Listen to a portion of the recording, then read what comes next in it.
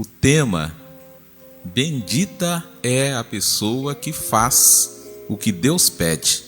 Mateus capítulo 21, versículos 28 ao 32, embora eu vá trabalhar o capítulo 21 inteiro, mas eu quis chamar a atenção desses versos 28 ao 32, que trata-se de uma parábola.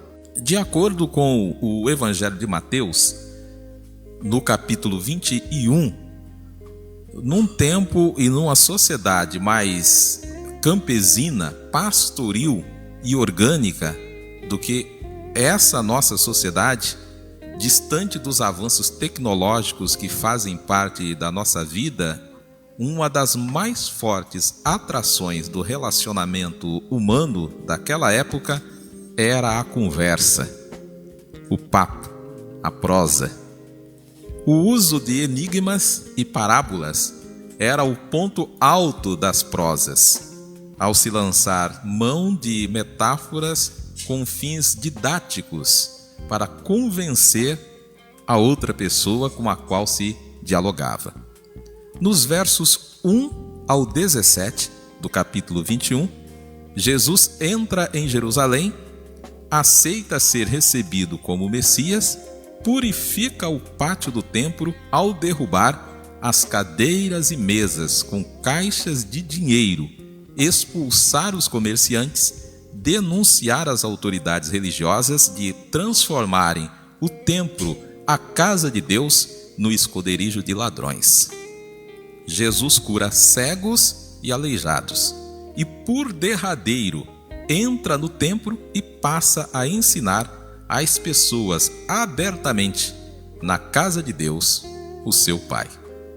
Bispos, pastores, padres, chefes dos sacerdotes e os mestres da lei, membros do Sinédrio, para os quais o templo representava meios de negócios e de controle sobre as pessoas. Tomados por grande inveja e arrogância, não chamaram a polícia, mas se revoltaram ao ver as coisas maravilhosas que Jesus fazia e ouvirem as crianças gritando no pátio do templo: Hosana! Hosana ao filho de Davi! Tendo em vista que o termo proveniente tanto do latim quanto do hebraico significa salva-nos, te imploramos ou te imploro, tipifica uma oração a Deus e significa salva-nos agora, ó tu que habita nas maiores alturas. As autoridades interromperam a fala de Jesus, perguntando-lhe: com que autoridade fazes estas coisas? E quem te deu tal direito? Acirra-se a prosa entre Jesus e as autoridades religiosas, cuja apreciação é útil para a gente compreender o significado da parábola que virá em seguida. A ocupação daquelas autoridades era procurar uma ocasião para executar a condenação de morte que secretamente já haviam combinado e decidido aplicar em Jesus. Jesus já estava condenado à morte. Ele só estava esperando um momento para pegar ele e matá-lo. Para além de não admitir a desobediência de Jesus à ordem que estava estabelecida e que dizia o seguinte: ninguém podia ensinar no templo, pastora Ruth, sem antes haver recebido a imposição de mãos de outro rabino.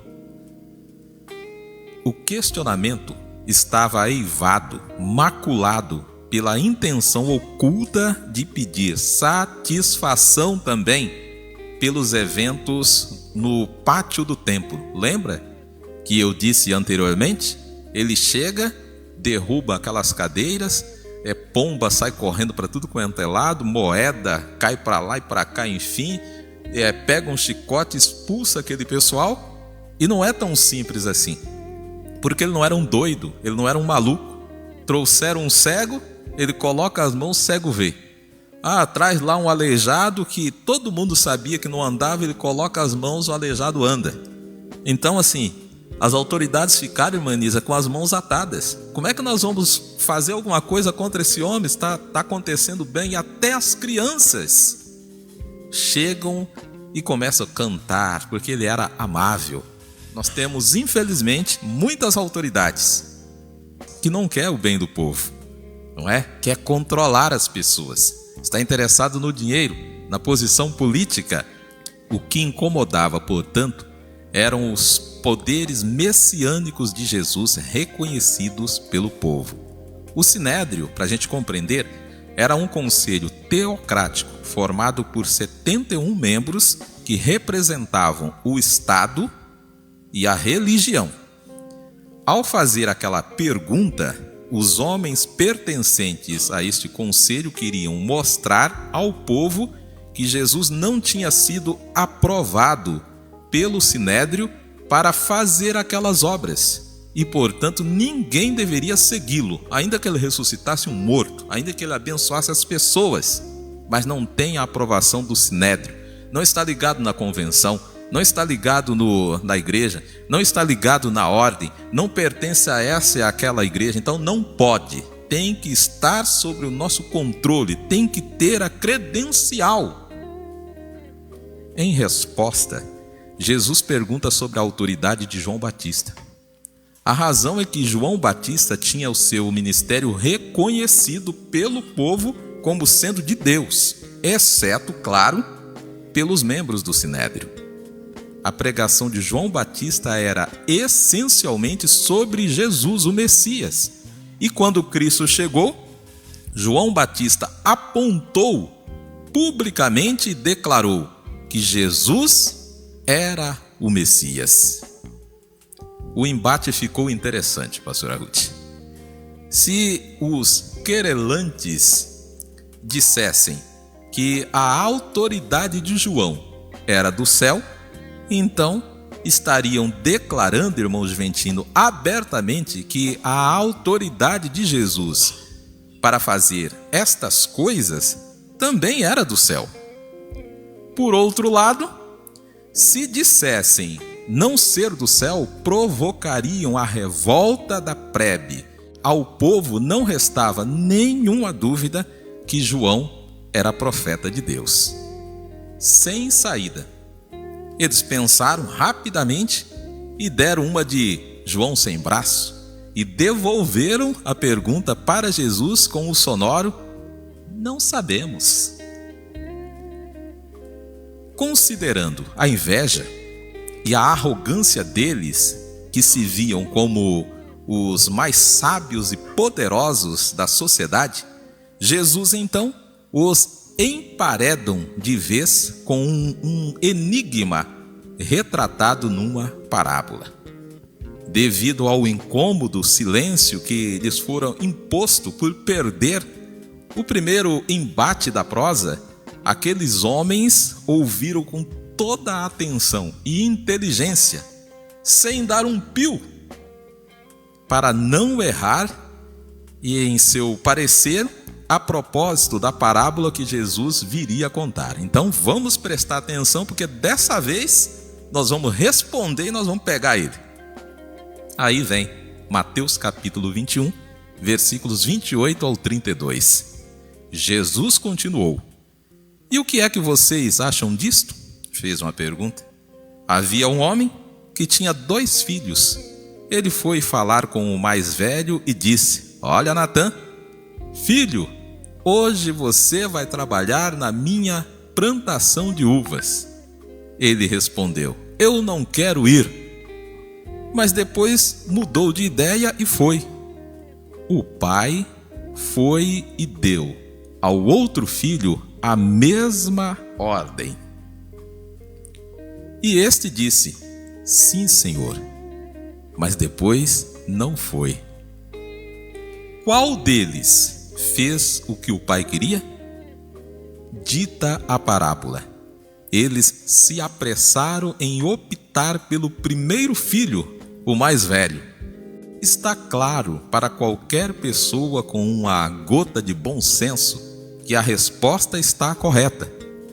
Contudo, eles jamais imaginariam que, no enigma proposto por Jesus, o segundo filho fosse a própria representação deles, irmão Juventino.